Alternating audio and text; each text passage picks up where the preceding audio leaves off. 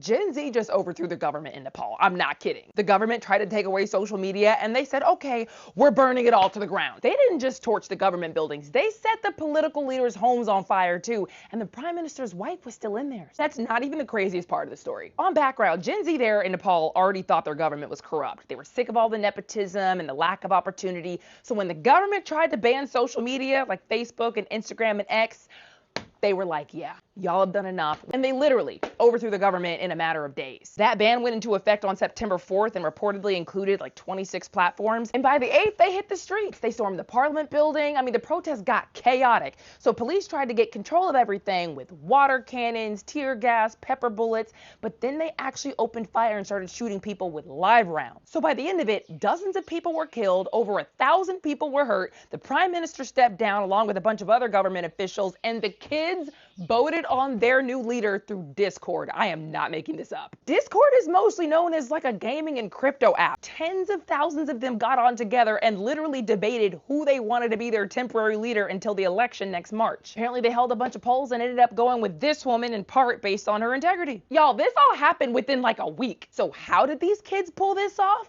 That's what the ousted prime minister wants to know. The ousted prime minister, who is also possibly in hiding at this point because apparently he has been seen in public since all this went down, thinks that something suspicious might be going on here because he claims his government never gave the order to open fire on those protesters. He claims that infiltrators incited the chaos and that day two, some of the protesters had automatics, which he says should be investigated because the police didn't even have those. So he said he doesn't know what just happened here, but time will tell. So is he onto something? Is he just lying to cover his you-know-what? I don't know. But the interim prime minister basically said, look, the power is with the people and what the people want, and the state should have been governing themselves accordingly. So here we are. But let me know what y'all think. Like if these videos help and subscribe for more news.